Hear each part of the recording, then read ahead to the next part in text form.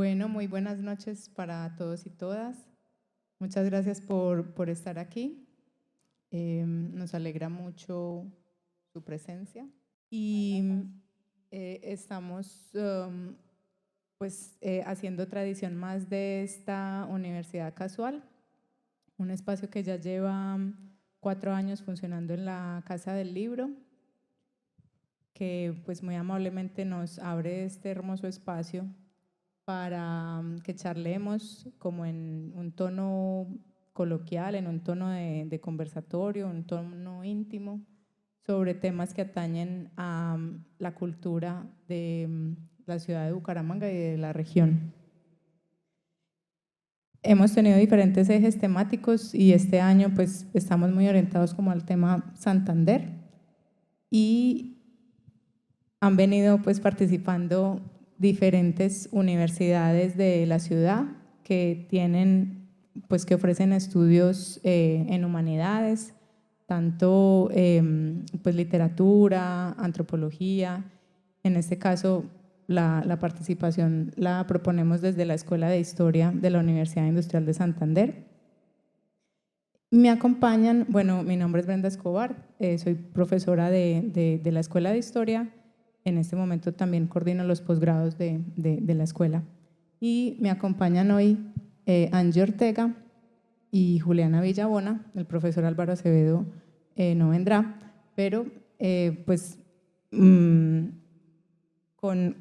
Angie y con Juliana pues van a tener una charla muy enriquecedora.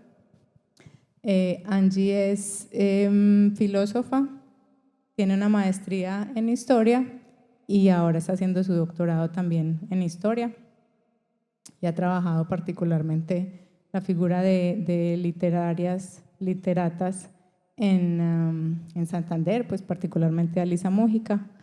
En ese momento el doctorado también lo estás haciendo más amplio, no solo sobre Elisa Mújica, sino pues mujeres y literatura.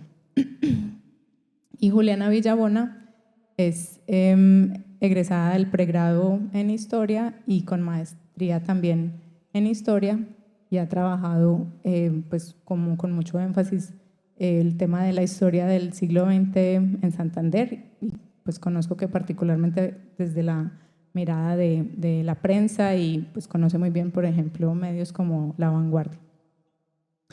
En el día de hoy ellas hablarán sobre esta revista cultural que pues conocemos tanto, que se sigue editando en un formato pues muy bello, en una edición de lujo y que pues constituye como un gran acervo que se ha creado, pues que reflexiona con artículos de mucha calidad sobre la cultura en Santander. Entonces ellas proponen ver esta revista como un referente cultural de la región. Yo pienso que entonces les doy la palabra y ahorita pues puedo moderar en el momento de las preguntas.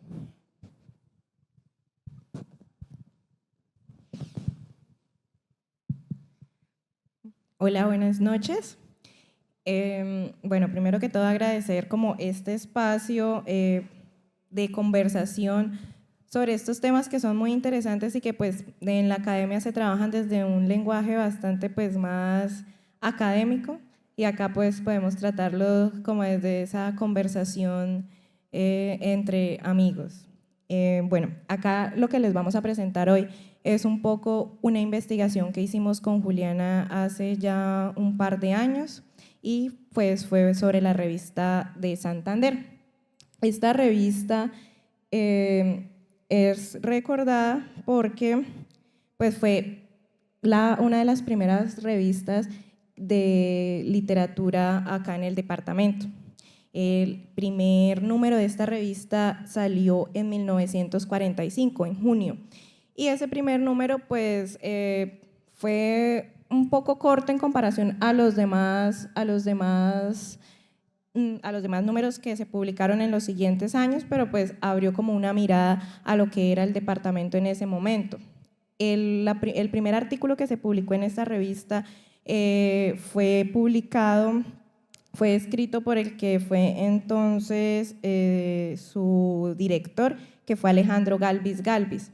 En ese primer artículo él comentaba como todo lo que tenía que ver como con el avance de la región en temas económicos. Habla mucho sobre la creación de la Universidad Industrial de Santander.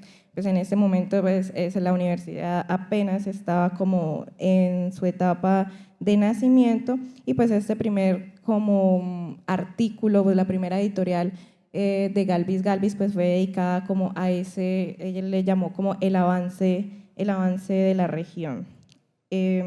La revista tuvo 18 números y se publicaron no de forma consecutiva. Hubo como un primer momento de la revista que se publicó entre el 45 y el 50. Entonces ahí se publicaron los primeros números y luego en el 50 la revista entró como en un silencio editorial. No se publicaron números por casi 7 años, consecutivos, y ya en el 57 se reanudaron las publicaciones hasta 1960. Después de 1960 también hubo una pequeña pausa de 3 años y en el 63 se volvieron a publicar 3 números consecutivos. Luego de eso también pasaron un par de años sin publicar y en el 67 se publicó el último número conocido de la revista. A este primer momento editorial se le ha denominado como Revista de Santander Primera Época.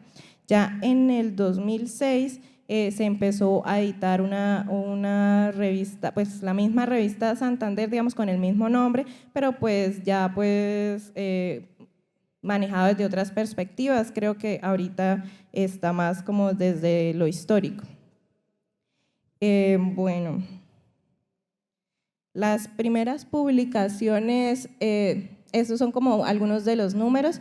La revista estéticamente pues era como bastante sencilla, se colocaban muchos cuadros, muchas cosas que eran autóctonas como de la región, entonces todo eso era como lo estético. En realidad como gráficamente la revista pues no contenía muchos gráficos, la revista contenía en su mayoría pues temas más de literatura y poesía.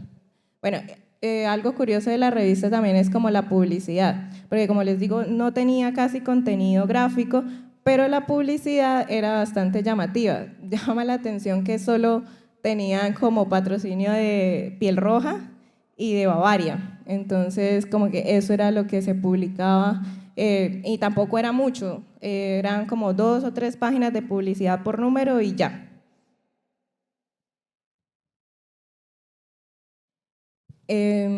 Bueno, hay otra cosa que… Ay, no. Bueno, la revista estaba dividida en tres momentos. Bueno, acá no salió. Bueno, la revista estaba dividida en 3 momentos y el primer momento se llamaba Hombres de Letras. En ese momento se publicaba una foto o una caricatura más bien de las personas que iban a publicar. Entonces se colocaba como el rostro del autor, el nombre y se les colocaba como una pequeña biografía y ellos como que hacían un pequeño artículo de lo que ellos iban a conversar, a plasmar en la revista. Luego ya estaba como el contenido, que fue todo lo que tenía que ver con los artículos. Eran muchos artículos de opinión, artículos literarios, artículos de filosofía y en esos artículos que eran pues, de extensión considerable se intercalaban con piezas como más ligeras, digámoslo así, de poesía o narrativa, entonces como que iban teniendo así esa dinámica. Y la última sección de la revista se llamaba Notas. En esa sección lo que hacían era como colocar, si la revista había sido nombrada en algún periódico nacional, pues colocaban como la reseña que se le había hecho a la revista, o colocaban pues las opiniones ya sobre la región como tal, sobre qué querían hablar, sobre la cultura, sobre eventos que se realizaban en la ciudad. Entonces esa sección era como más de tipo opinión. Pues la revista tuvo varios directores, y entre ellos pues muchas personas como que resaltaban mucho por ser pues parte de la política local. Estuvieron Gustavo Serrano Gómez, Abdón Espinosa, Manuel Serrano Blanco, y pues uno de los editores que más llama la atención es Jaime Ardila Cajamictana, que fue uno de los primeros en el 46 que tuvo a cargo la revista. Entonces ahí pues es interesante porque en ese momento Jaime Ardila Cajamictana pues estaba teniendo como su momento de fama literaria, porque acaba de publicar Babel hacía 2 años, entonces como que estaba siendo bastante reconocido en el ámbito literario, y pues tenía pues bastantes opiniones ahí que comentar en la revista. Ya pues con el tiempo lo sucedieron Roberto Harker Valdivieso, que también era como otra personalidad de la política local, y Rafael Prada Ardila. Ya en los últimos años fue que aparecieron como 2 mujeres que ellas fueron como las últimas encargadas de darle vida a ya los últimos 2 números de la revista, que fue Isabel Sorzano en el 63 y Carmen Ortiz de Gómez Mejía, que es una recordada poetisa santanderiana. Ella escribía en la revista desde sus inicios, pero ella fue la encargada en el 67 ya de dar como cierre a lo que fue esta primera época de la revista Santander, y con ella pues ya finalizaron las publicaciones. Bueno, digamos que para entender un poco ese contexto cultural en el que nace la revista y de quiénes son esas personas que hacen parte y escriben para ella, creo que y desde el artículo lo hicimos, nos remontamos un poco a más o menos a la década de 1920, 1930, porque podemos ver como un auge literario, un auge político, un auge de una nueva generación que estaba dispuesta a romper tradiciones, tanto a nivel local en Santander como a nivel nacional, y como también como parte de estos movimientos de vanguardia a nivel mundial. En Santander, a pesar de que no sea muy conocido, aparecieron una gran cantidad de revistas en las que podemos también encontrar revistas literarias, pero muy pequeñas, con muy poca duración, 1, 2, 3 números es quizá lo que sobrevive. Las que sobrevivieron tienen 1, 2, 3 números, que muchas de ellas están en la Biblioteca Nacional. También hay como un auge de estas revistas de variedades, revistas, magazines también de variedades, de deportes, que combinaban una serie de cosas: deportes, cultura, cocina, revistas de sociedad. Entonces vemos más o menos desde esa década esa aparición de esas pequeñas revistas, y para una ciudad como esta, con tan pocos habitantes, es sorprendente ver circular entre los diarios que circulaban, que ya tenían una, digamos, amplia circulación, también todo este tipo de revistas, 5, 6, 7 revistas en una ciudad como esta.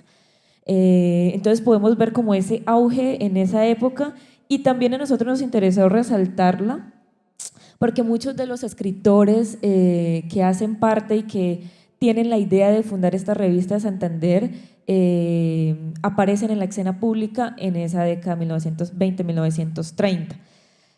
Quisiera mencionar así como por encima algunas de estas revistas que todavía se conservan: Bombos y Palos, La Escena, la revista literaria Oriente en 1933, Órbita, Rumbos, que fue una revista que tuvo un poquito como más de duración, 2, 3 años, revista Cordillera, revista Aurora. Estas son las que se conservan aún y que tenemos esos pequeños rastros de que muestran una escena mucho más nutrida, digamos, y de mucha como atención a este tipo de revistas, de querer publicar, de querer hacerse notar, de querer estar a la vanguardia de lo que se está hablando en el mundo. Digamos que estas revistas y todo este tipo de medios permiten a toda esta nueva generación de periodistas, de políticos, de intelectuales hacerse ver, hacerse escuchar, pero también son una especie de lugares de sociabilidad. Los cafés, las academias, las sedes de los periódicos, de las revistas, son ese mundo en el que, y creo que es una de las cosas que quizá más se resalta también de esta revista, es en la que se moderan las tensiones políticas. Y a la par de pues, este ambiente cultural de todas estas revistas, vemos cómo se cruzan estos dos mundos que siempre están muy pegados, el de la cultura, la literatura, las revistas y también el mundo de la política. Quisiera mencionar también otra revista muy importante que fue la revista Motivos, que fue fundada por Jaime Barrera Parra, también uno de los conocidos escritores que también escribió mucho para la prensa, pero tiene pues muy reconocido por esto. Y ahí se reúne esos primeros pinitos de escritores y políticos como Gabriel Turbay, como Alejandro Galvis Galvis, Juan Cristóbal Martínez, que es un gran cronista, José Camacho Carreño, que al mismo tiempo también es un gran escritor / político y muy conocido, que hace parte pues de este grupo de los Leopardos. Entonces, digamos que estas son plataformas que sirven tanto para hablar de literatura, para tratar de comerse el mundo, porque es una generación que quiere tumbar tradiciones, y al mismo tiempo también como un trampolín político para posicionarse digamos que en este público. Esta generación, muchos de los fundadores de esta revista, Galvis Galvis, Serrano Blanco, que pues, son quizá más conocidos para mí porque ha sido como la cosa que yo he trabajado, y que ellos hacen parte de la fundación de la revista Santander, y que son dueños o hacen parte de los grandes periódicos quizá de la época, que es Vanguardia Liberal y El Deber. Digamos que tienen ese afán de traer nuevas ideas, de modernizar el país, y utilizan la prensa, utilizan las revistas para hacerlo. Y también, de alguna forma, ahí va la mano, porque son también políticos defensores a ultranza de sus partidos. Quisiera mencionar así, como para afianzar esta tesis, que fue la que parte que defendimos también en el artículo, señalar que este afán modernizador, este afán de hacerse ver, de traer ideas, de modernizar al país, de sacudir como ese letargo que había vivido el país, también lo comparten en su acción política. Entonces están quizá cansados ya de esos 30 años que vivió el país de paz, de alguna manera llamámoslo de esa forma, y también sienten que la política tiene que sacudirse y que es hora de pelear por sus ideas, y utilizan sus plataformas, sus periódicos para atizar de alguna forma la política, hasta el punto, y nosotros ya lo conocemos suficientemente, en el que empezamos a ver 3 décadas en Colombia en el que la confrontación pasa de ser una confrontación escrita o de letras a ser una confrontación violenta, y es inevitable que estos personajes que mezclan la política y que mezclan el periodismo y que mezclan las letras no terminen utilizando también este tipo de diarios, periódicos, revistas para atizar, y quizá más que atizar, terminar haciendo y finalmente también un llamado a la acción, y terminar dibujando un país dividido en dos en el que no cabe la otra persona. Entonces, ese es el contexto más o menos en el que nace la revista Santander, 1945, en el que la ciudad de Bucaramanga y el país viven una ola de polarización, de violencia, en el que ya el otro no cabe. No es posible imaginar un país en el que sea posible el diálogo, están prácticamente todo listo para que estalle esta confrontación que ya venía en este departamento desde 1930 con el cambio de gobierno. Entonces, son unas olas de violencia en las que es indudable que políticos y periodistas utilizaron estos medios para incendiar de alguna forma el país.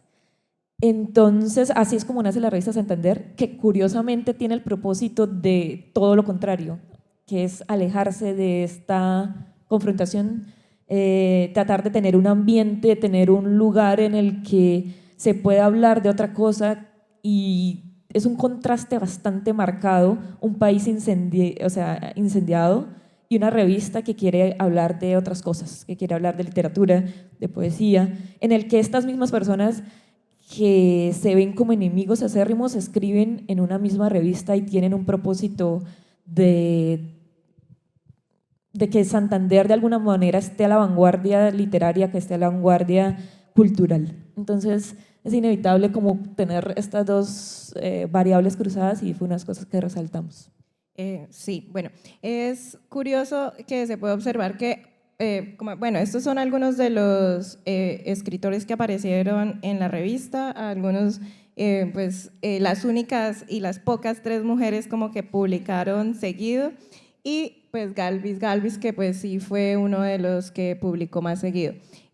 Como decía Juliana, pues es interesante observar que poco o nada la política aparece en la revista, o sea, todo lo que se publica va muy dirigido a lo que se está viviendo en el mundo. Entonces, para la década de los 40, tenemos que los escritores escriben mucho sobre lo que es la guerra, lo que es el existencialismo. Al hacer la investigación, nos dimos cuenta que justamente como que un hilo conductor de buena parte de los artículos de la primera década, del 45 hasta el 50 y algo, los artículos se concentraron mucho en la corriente del existencialismo. Entonces se puede observar que muchos escritores hablan sobre ese sentimiento de la posguerra, lo que es estar reconstruyendo el mundo desde la sensibilidad. Entonces, lo que pues, se piensa muchas veces que a nosotros no nos tocó tanto la guerra, la Segunda Guerra Mundial, pero de alguna manera estas personas que están como en el centro de lo académico, de lo intelectual, de repensar su propia sociedad, se dan cuenta que en efecto también vivimos como ese sentimiento de la posguerra, y es un sentimiento muy moderno, es el sentimiento de sentirse arrojado. Entonces, en ese momento la revista publica muchos artículos que tienen que ver con eso. Incluso también la misma poesía da cuenta de ese momento histórico que se está viviendo. Otros artículos como literarios son más dirigidos hacia los cuentos. Zárate Moreno publicó como un par de relatos breves, y entonces pues eso es como que lo que se alcanza y se puede observar. Hay bastantes artículos, como que también hay unos que se concentran mucho en recordar ese pasado histórico de la independencia y esos momentos como que clave en la cultura, y pues también momentos clave acá en la región. Y entonces como que esa parte literaria es bastante variada, pudimos observar como muchos temas, pero pues uno central y pues muy interesante para el momento es el existencialismo, más porque estamos pues en un lugar que se concibe como una provincia bastante alejada de los centros intelectuales. Podemos ver que de todas maneras nuestra ciudad también era un poco cosmopolita. Me robó la palabra. No, pues quería añadir a eso, como recalcar esa idea de ese afán cosmopolita, de ese afán de estar a la altura de los debates intelectuales, de ese sentimiento, porque así lo pusimos, ¿no? Así le pusimos el título, a la par con lo que estaba pasando a nivel mundial, que en parte se relaciona con, quizá habría que, acá especulando, también con esa desilusión que hay ante un país que se va de las manos también, que se desgarra prácticamente, pero la revista sigue siendo una revista con una intención totalmente alejada de la política, hecha por personas muy en el mundo de la política, muy en el debate político y público, pero que quieren mostrar otra cosa, que quieren estar a la vanguardia, que están en su pico de quizá de fama también, pero que llegan también nuevas generaciones a pedir cuentas. Recordemos que quizá más en unos 5 añitos más nace la revista Mito, un poquito después, y que en esto coincide también esta revista, Nadaísmo 70. Entonces también ya es una nueva vanguardia que también está pidiendo cuentas a esta generación que no quiere quizá asumir los resultados de sus acciones políticas. Pero igual entonces estas dos variables como muy cruzadas, una revista que quiere estar a la altura, una revista cosmopolita, una revista con intereses en la literatura y unos personajes públicos políticos muy conocidos. Eso no quiere decir que no hayan otros escritores y escritoras también que hicieron parte, y eso no le quita nada a ese intento, que también fue muy difícil. Por eso yo creo que hubo tantos como parones de alguna forma, o sea, salían 2, 3 números y se detenía la revista, salían otros 2, 3, 4 números y la revista, porque era también un ambiente complejo, que pasaba también con todas estas pequeñas revistas que venían y desaparecían. Entonces, es esa intención que quizá que también quisimos resaltar. Sí, y pues a pesar de esa intermitencia que hubo, de esos parones, de esos como que cambios también de perspectiva con los cambios de los nuevos directores de la revista Santander se constituyó en un referente de la región, se constituyó en una de las pocas revistas que lograron perdurar y que incluso pues ahorita en el 2006 se trató como de rescatar todo eso que antaño la había hecho como un órgano de difusión de ideas intelectuales, de ideas de la vanguardia, y pues se volvió a editar en la UIS. Entonces, pues a pesar de que pues haya sido un intento ahí un poco truncado, pues la revista Santander se recuerda y todavía se estudia desde una perspectiva intelectual y una perspectiva cultural para pues, nuestra región, que muchas veces se piensa y se cree que pues, acá no había ese sentimiento cultural, ese sentimiento y ese deseo de querer como transgredir lo que estaba normalmente predicho en los diarios, que era como que lo que más se leía. Pues sí hay que pues, tener en cuenta que la revista Santander fue un órgano difusor de ideas, pero entre pues, intelectuales, entre gente que pues, también estaba como en la sintonía del debate. Entonces, pues es también comprensible que no haya tenido como tan amplia difusión y que se haya quedado pues en un pequeño círculo, porque la primera impresión de la revista tuvo 2.000 ejemplares, entonces es bastante poco para una revista que se recuerda tanto. Y pues bueno, esta fue nuestra presentación, muchas gracias.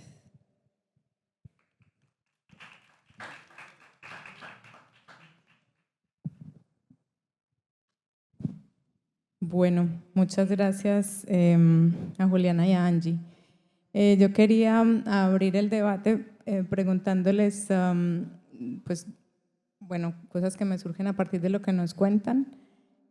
Por un lado, se observa que hay como una mirada como muy interesada a la cultura europea, y ustedes hablaron, pues, que particularmente pues como esa preocupación de posguerra marca pues como los escritos que se encuentran ahí. Pero me preguntaba qué tanto también Estados Unidos empieza a aparecer como otro referente cultural u otros referentes quizá que fueran más allá pues como esas preocupaciones muy de la cultura europea. Y una pregunta dirigida a lo que planteaba Juliana. es como que pues me sorprende que la revista trate de mantener una neutralidad política según lo que les entendí, si paralelamente en prensa más política como La Vanguardia, que es pues lo que Juliana has estudiado, pues las discusiones son tan exacerbadas y tan como lacerantes, pues, y utilizan un lenguaje pues realmente violento. Y pues me sorprende que incluso aquí están mezclados, según entendí también, enemigos políticos. Entonces, pues, ¿cómo concebir eso? ¿Cómo comprenderlo?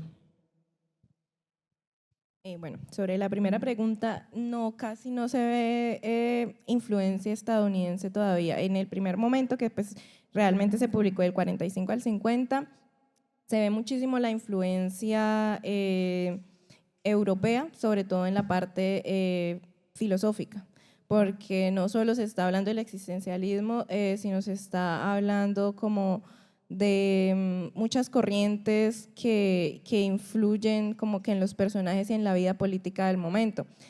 Y ellos tocan los temas, pero no sin llegar a hablar justamente de ese discurso de oposición. Solamente creo que hay un autor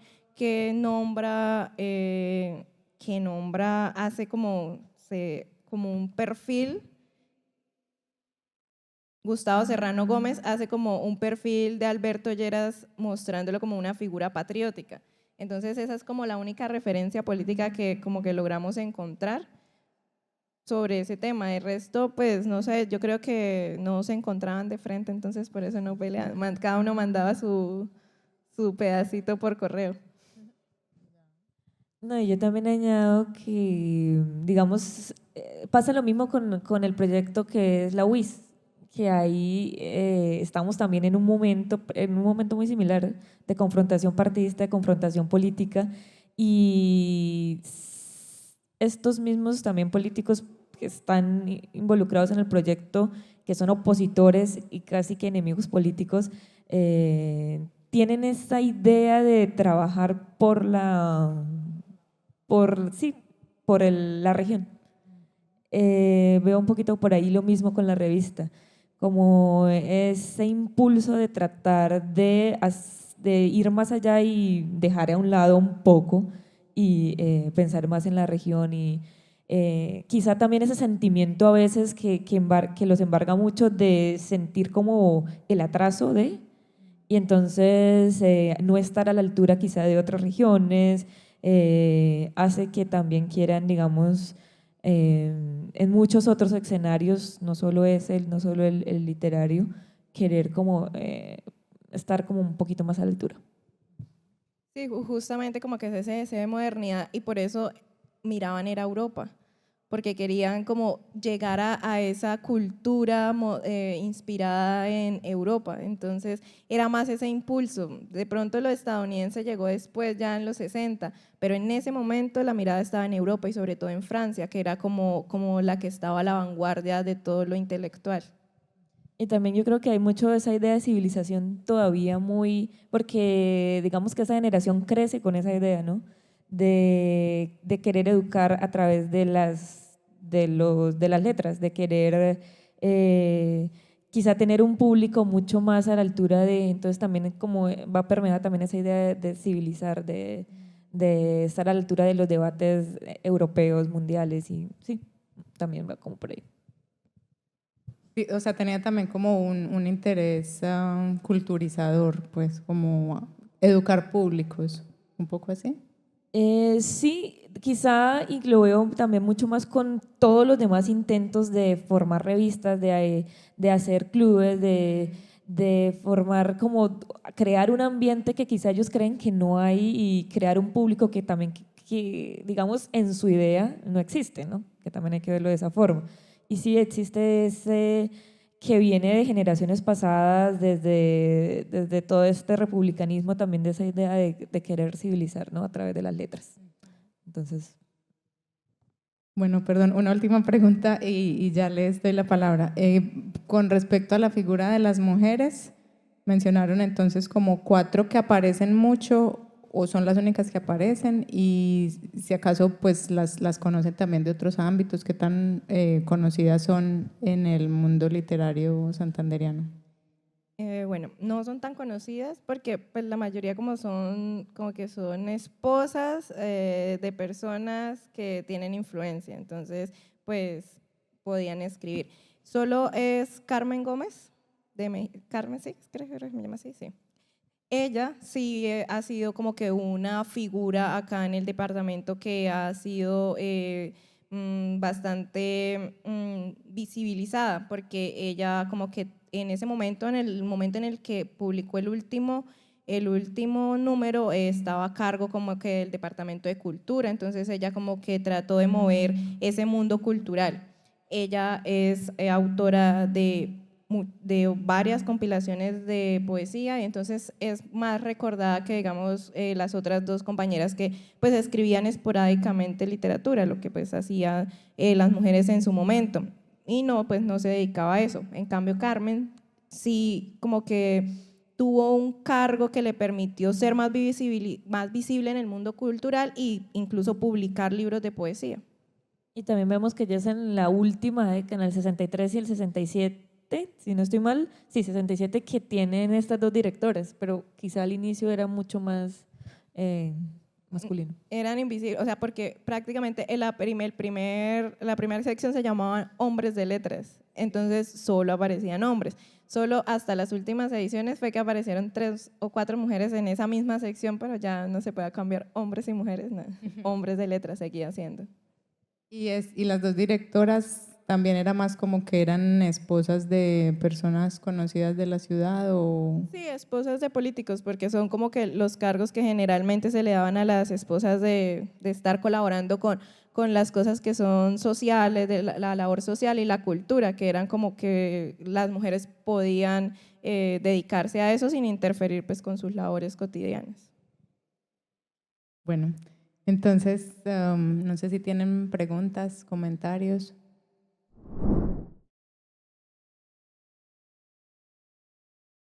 Hola, buenas noches. Bueno, agradecer a Angie, a Juliana, a Brenda también por traer este espacio de discusión, pues muy interesante y bueno, un poco el trabajo y la tarea que nos hemos propuesto en el libro Total es seguir tejiendo, ¿no? Me imagino que sería muy interesante que esta charla puede ir relacionada con una que se hizo precisamente hace 2 años, que se llamó así Espacios de Poder, Prensa y Revistas en Bucaramanga, que fue en el año 2022 y estuvo a cargo de la profesora Angélica Díaz y también del profesor Miguel Cuadros. Hay toda una conferencia, hacen una referencia también a las revistas de ese momento, entonces sería muy interesante como tener esa posibilidad de dialogar. De hecho, este contenido que ustedes nos están ofreciendo pues se va a poner en relación a ese también y finalmente generar pues ese ecosistema relacional, decía hace un rato, que trata pues de alguna manera ir mostrando más perspectivas de lo que Santander fue en el siglo XX, sobre todo, y Bucaramanga y todos estos espacios culturales. Me llama mucho la atención Zárate Moreno, que haya estado allí. No sé si esa es una digamos, pregunta. ¿Cuánto tiempo pudo estar ahí? ¿Cómo fue su influencia? Y una segunda, digamos, momento que me gustaría que me comentaran. Veo que la revista de Santander, pues como ustedes muy bien dijeron, a diferencia de las otras revistas, se mantuvo. Tuvo de todos modos una exitosa, por decir así, publicación y duración, quizás por eso de abrirse un poco más a nivel cultural y a nivel europeo, ¿no? Porque claro, Europa, así como fue en los primeros 20 años, en los 60 también seguía, y sobre todo Francia, pues dictando la pauta un poco, ¿no? Entonces, la pregunta sería, ¿qué pasa? Porque quizás no sé si es el tema concreto de estudio de ustedes, pero ¿qué pasa con esta revista de Santander desde la UIS, desde el año 2006? No sé si han visto entonces cuál es esa línea que tiene y si se pudiese, pues, de alguna manera sí hacer eco de lo que fue en esos primeros años de la mitad del siglo XX. Bueno, yo también me preguntaba un poco como por qué la revista, a pesar de que sí tuvo muchos, digamos de alguna forma, muchos descansos o parones, por qué tuvo cierta continuidad en comparación con otras. Alguna idea que se me viene a la cabeza es también por quizá el apoyo que tiene la Secretaría de Instrucción Pública del departamento, quien publica buena parte, por ejemplo, la primera tirada. Entonces, quizá ya no es solamente una idea de una persona, que normalmente era así, una revista que alguien quería sacar, que lo hacía con sus propios medios o de su imprenta, sino que tiene quizá un apoyo también ahí institucional que hace que pueda sobrevivir más. ¿Qué más? Y bueno, con respecto a Zárate Moreno, pues él nunca tuvo un cargo de dirección, entonces él era más bien como un invitado constante, entonces publicaba un poco pequeños ensayos, él incluso publicó un artículo que se llamaba Nostalgia de la Guerra, entonces estaba como muy metido en esa onda también y pues en realidad él publicaba era esporádicamente, no apareció en todas las números, sino en unos 2 o 3 números, entonces pues sí era como más un invitado. Y no, para también agregar que sí tuvo que tener un gran esfuerzo como para, digamos, coordinar toda esta serie de entregas y tener no solo autores locales, sino también gente que estaba, digamos, esa, llamémoslo élite intelectual bogotana también, Nieto Caballero, que lo podemos ver aquí, Sanincano, que son gente, cronistas, escritores, periodistas que tenían una ya larga trayectoria y eran bastante reconocidos. Entonces también, y quisimos también resaltar eso, como es un esfuerzo tener una revista, es un esfuerzo darle esa continuidad y más quizá en un lugar donde no ha sido tan fácil hacerlo. Entonces, digamos, resaltar esa labor de los diferentes directores y directoras que tuvo la revista. Pues no sé, la nueva revista de Santander pues ya está como más en una onda sí cultural, pero más como vista desde ahorita, desde la perspectiva moderna, no o sea, los artículos son más académicos y también porque está muy influida por la Academia de Historia. Entonces ya no tiene como que ese punto de opinión y de sentimentalismo que tenía de pronto la revista Santander Primera Época. Esta segunda época es también un poquito más institucional, pues porque está hecha por la UIS, por personas de la UIS, y pues trata como sí temas culturales, pero ya desde una perspectiva mucho más académica. Muchas gracias también, le quiero dar a Angie y a Juliana por pues, compartir con nosotros esta experiencia que tuvieron pues, al hacer la investigación del artículo y pues, preparar esto para darnos un resumen, digamos así, general de lo que realizaron en su momento. Y pues teniendo en cuenta el título que es la revista de Santander, un referente cultural de la región, y pues de acuerdo a lo que ellas nos comentan, tuvo bastante foco en cuestiones políticas y literarias y europeos, ¿sí?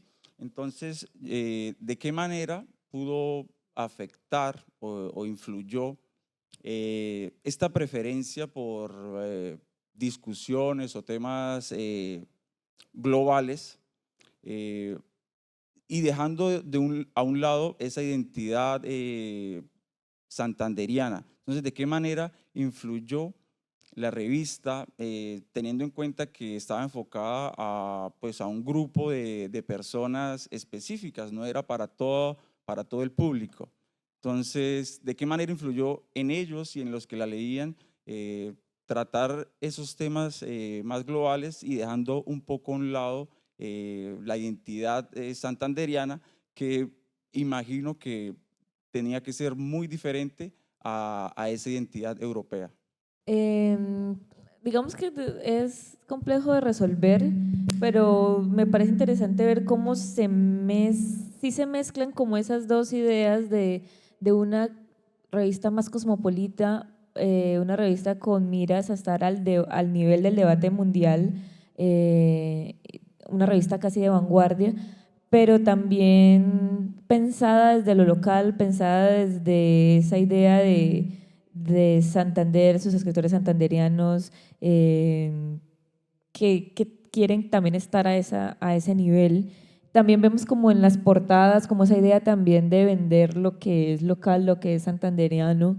Entonces, como una mezcla entre las dos cosas, diría yo.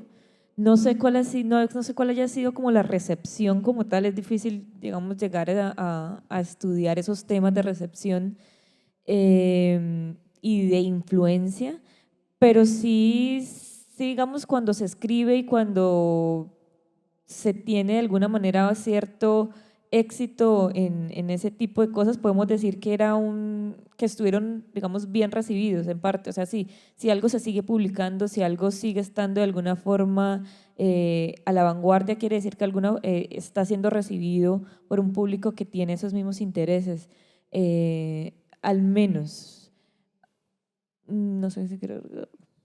Pues desde mi perspectiva es un contraste bastante curioso porque ellos quieren traer lo europeo acá, al ámbito local, para mostrar que los intelectuales de acá de alguna manera también tienen como que esa misma cultura, que a pesar de que claramente están influidos por su entorno, por su territorio, pues ellos tratan como que de traer un poco eso a nuestro contexto, aunque pues en ese momento los contextos sean tan distintos, ellos intentan, como decía Juliana, como que hacer esa labor de culturizar al público. Y pues el público, pues en el momento en el que empieza la revista Santander, claramente es un público muy reducido, porque en los años 40 pues no toda la población estaba alfabetizada. Entonces, aunque quisiese de pronto que fuese más abarcante o que llegara a más personas, pues lo cierto es que llegaba era a la élite de la región, a la gente que tenía conocimiento también de una u otra manera de todos esos debates que se estaban dando en Europa y pues lo traían acá de alguna manera para repensar lo que estábamos viviendo en ese momento histórico. Igual a mí me llama la atención y es más como curiosidad pensar porque sí, como ver cómo el existencialismo y como este sentimiento de posguerra es tan fuerte en la revista, pero nosotros estamos al mismo tiempo en ese periodo en una época de violencia. Entonces, cómo contrastan esos dos mundos eh, que quizá pareciera estar pensando en dos cosas diferentes. Entonces me parece llamativo también y no sé si nosotros hayamos alcanzado a llegar al artículo hasta ese punto, pero es como más digamos que es inevitable pensar cómo se cruzan esos dos mundos. Yo quería preguntar otra vez con respecto al acceso que tenemos hoy en día a esta revista, si la tuvieron que consultar en Bogotá o si aquí están los números en dónde están. Eso por un lado, perdón. Y otra pregunta aparte es que pues se ha trabajado mucho la revista Tierra Nativa pues porque estéticamente estaba muy bien lograda y bueno, es también un esfuerzo muy temprano pues en una época mucho más pues de hegemonía conservadora y pasa hasta la época liberal también. Tiene una pues duración, impulsó un círculo cultural. Quería saber qué tanto está relacionada con esta revista Santander las personas que en el momento anterior participaron en Tierra Nativa. ¿Lo de dónde se puede consultar? Bueno, se puede consultar, bueno, en la UIS, hasta el momento que nosotros la consultamos, estaban en físico, pero estaban en muy mal estado y no estaban todas. O sea, hacían falta unos números y pues realmente prácticamente no se podían ni tocar porque ya estaban muy viejas. No sé si por la conservación, porque pues no son ni tan viejas, pero sí están un poco en mal estado. Y pues donde sí están en buen estado es en la Biblioteca Nacional, que allá pues sí se consigue pues de primera mano y mucho mejor como esas versiones de la revista Santander. Nosotros las tenemos digitales. Sí. Y sí, dar esa cuñita de que prácticamente cualquier consulta que se quiera hacer sobre alguna revista, periódico, lo que sea, tiene que ser hasta Bogotá porque no, aquí las copias son o escasas o hacen falta. Y con respecto a la otra pregunta, yo no conozco muy bien la revista, pero para mí obviamente es un mundo pequeño de intelectuales, políticos que hacen parte de estas iniciativas culturales, literarias, eh, y es un mundo que se cruza mucho. Y si son muy reconocidos, son cronistas muy reconocidos los que hacen parte de esta, cronistas, periodistas, escritores de esta revista Santander, y también hacen parte pues de ese impulso que viene desde los años 20, inclusive atrás de otro tipo de revistas. No, o sea, sí no conozco muy bien como quién está detrás y cómo ese gran impulso que tiene esa revista y por qué dura tanto, Tierra Nativa, y creo que hay otra también que tiene una larga duración y como con una idea similar. Pero sí es un mundo de intelectuales que se conocen, que se cruzan, que hacen parte de estas iniciativas, que tienen esta idea de modernizar, de romper la tradición, de escribir y hacerlo a través de las letras, que es también muy parecida a la tesis de Malcolm X de El poder y la gramática. Entonces a mí también la revista es el poder, o no sé, la prensa del poder. Algunas palabras finales, pues he estado atenta a esta conversación que hemos tenido en esta noche, expresarles mi agradecimiento primero por presentarnos su visión de la revista de Santander. Pues no la conocía, ahora sí puedo decir que ya tengo una visión general de la revista, de qué trataba, aunque quedamos con ese sabor de conocer aún más de fondo sobre contenido de la misma. Hay un término que utilizaron varias veces y a mí me inquieta un poquito. Es sobre los intelectuales. Entonces, lo que a mí me quedó es que esta revista fue hecha por ellos, ¿sí? Algo así. Entonces, me hace plantearme un poquito qué significa ese término para nosotros acá, en nuestra región, en nuestro territorio, ¿sí? Y de pronto también mirar las realidades de la perspectiva actual, que tenemos un gobierno nuevo desde ese punto de vista, ¿no? Porque veníamos por muchas décadas, ¿cierto? Pues con otro punto de vista diferente, ¿no? No tanto hacia lo popular, el campo, las personas comunes y corrientes, trabajadoras, sino más bien las personas como los promotores de esta revista que tenían cierto poder intelectual también, económico, adquisitivo y conocimientos, ¿verdad? Entonces, como las revistas de su época, también ellos influyeron muchísimo en no dejar todo así como, bueno, están pasando cosas y el periódico mencionará, ¿cierto?, en sus noticias, sino también desde el punto de vista cultural, que nosotros acá podemos ver ese aspecto cultural de nuestra tierra. Entonces, en cuanto al intelectual, yo estaba pensando que para la misma época, en un contexto histórico, pues había gente que hacía revistas, pero también tuvimos en Colombia un programa que se llamó, un programa elaborado por Radio Sutatensa, ¿cierto? Y era más para las personas que se alfabetizaran, ¿cierto? Porque hacía muchísima falta, incluso para leer estas revistas. Son revistas escritas, ¿verdad? Se necesitaba cierta alfabetización, saber leer. Y a la par de la publicación de la revista de Santander en Colombia, teníamos ese programa de Radio Sutatensa que lograba ir a la población que no estaba privilegiada ni hacía parte del grupo de intelectuales.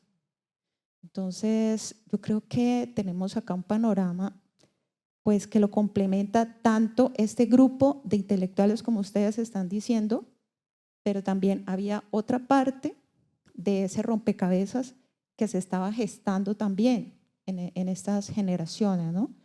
Entonces, yo digo que pues había un esfuerzo conjunto, aunque esas dos partes no se conocían ni estaban trabajando juntas, pero iban hacia lo mismo, hacia la cultura de un pueblo, de una gente, de unas personas con sus clases sociales, en fin, que lograran conectarse con esa cultura, esa identidad propia, ¿no? Entonces, por un lado la alfabetización, por otro lado, pues esa cultura escrita que hace parte de esta revista. Y pues no me quedaría así ninguna pregunta por hacer, sino más bien el medio de divulgación hacia qué público estaba enfocado, o sea, ¿cómo hacían para divulgarla? ¿Por medio de qué? ¿Del mismo periódico? ¿O era una suscripción pagada? ¿O cómo hacían ellos para poder divulgar los contenidos de la revista Santander? Gracias. Bueno, lo primero es que el concepto intelectual es un concepto sumamente complejo, sobre todo en esta época que estamos como en esa génesis del mundo cultural como lo conocemos hoy en día. Entonces, desde la perspectiva que nosotros concebimos como que este estudio que hicimos, el intelectual era ese hombre de letras que gracias o a partir de la visión crítica que tenía del mundo y de toda su formación, pues muy autodidacta, que pues evidentemente muchos de esos escritores fueron autodidactas, se convirtieron en una autoridad crítica, una autoridad en la opinión pública de la región.